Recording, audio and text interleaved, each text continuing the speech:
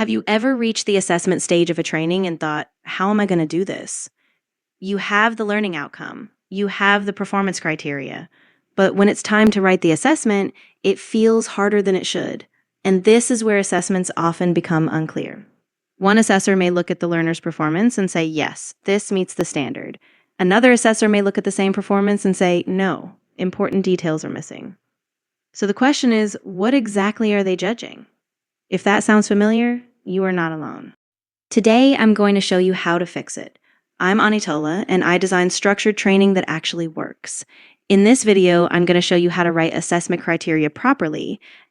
If you need help with learning outcomes and the performance criteria that are derived from them, I have separate videos on those concepts linked in the description. Before we go further, let's define what assessment criteria actually are. According to Glion Institute of Higher Education, assessment criteria indicate how a learner's work will be judged in relation to the learning outcomes. Developing assessment criteria is a 5-step process.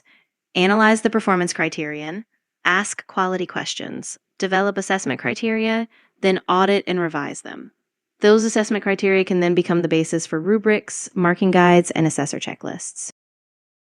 Let's start with a performance criterion. Record inspection findings in accordance with workplace procedures. First, look for the key parts. The action is record. The object is inspection findings. And the standard is in accordance with workplace procedures. Once you identify the key parts of the performance criterion, use a few general prompts to develop your quality questions. Think. Accuracy. Was the performance correct? Completeness. Were all required parts completed or included? Clarity. Was the performance, response, or product clear and understandable? Method or procedure. Was the required method, process, tool, or procedure used? Standard. Was the required standard, specification, policy, or requirement met? Timeliness. Was it completed within the required time frame? Relevance. Was the performance focused on what mattered for the task? These prompts help you move from the performance criterion to the quality questions. You do not have to use every prompt every time. Choose the prompts that make sense for the performance criterion you are working with. So for the example, you might ask, were the inspection findings recorded accurately? Were all required findings included? Were the findings recorded clearly? Was the correct workplace form, template, or system used? Was the record completed within the required time frame, if that applies? Were the important defects, actions, or recommendations documented correctly? Now we turn the questions into assessment criteria. The question, were the inspection findings recorded accurately, becomes inspection findings are reported accurately. The question, were all required findings included, becomes all required findings are included. The question, was the correct workplace form, template, or system used, becomes the correct workplace form, template, or system is used. The quality questions are not the final product. They're a thinking tool that help us write clear assessment criteria. According to UNESCO Univoc, competency-based training is a structured training and assessment system that helps people develop skills and knowledge so they can perform work activities to a specified standard. That phrase, to a specified standard, is important. Assessment criteria help us make that standard visible. They help the assessor judge whether the learner simply completed the task or whether the learner completed the task to the required level of quality. Before we practice, let's quickly look at 3 common mistakes. 1, repeating the performance criterion. If the criterion only repeats the task, it does not help the assessor judge quality. You need to explain how quality will be judged. Using vague words without explaining them. Words like good, appropriate, effective, or satisfactory are not enough on their own. You need to show what they mean in the context of the task. 3, ignoring the condition or standard. If the performance criterion says in accordance with workplace procedures, then the assessment criteria should reflect the required procedure, format, system, time frame, or standard. Assessment criteria should make the judgment clearer, not leave the assessor guessing. Tell me in the comments, what mistakes have you seen in assessment criteria? Now let's practice with this performance criterion. Record user support requests in the help desk system. Pause the video and look for the key parts of the statement. Here is what I would identify.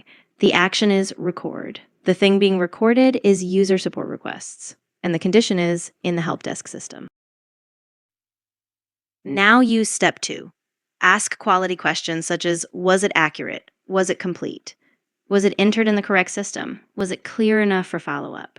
Then turn those into assessment criteria. Pause the video and complete steps 2 and 3.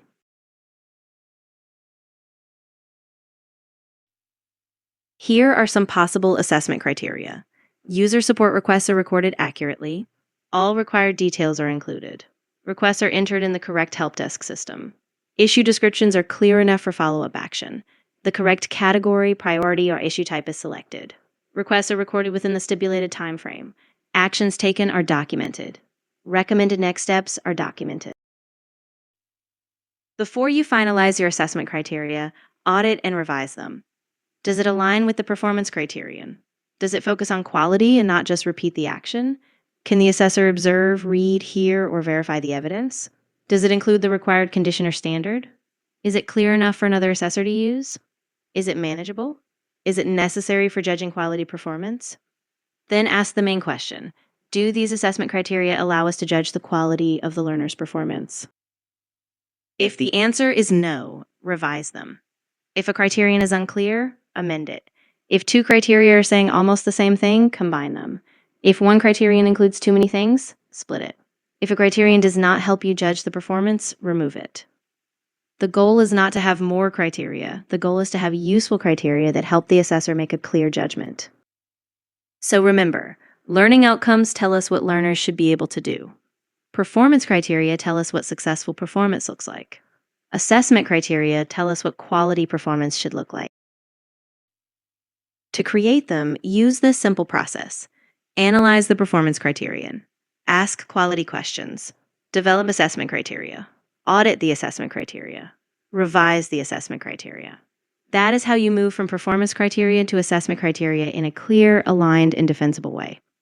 In the comments, try the 5-step process with one performance criterion from your own course. If you need help structuring a program or improving training delivery, you can reach out to me directly at onitọlá.education@gmail.com.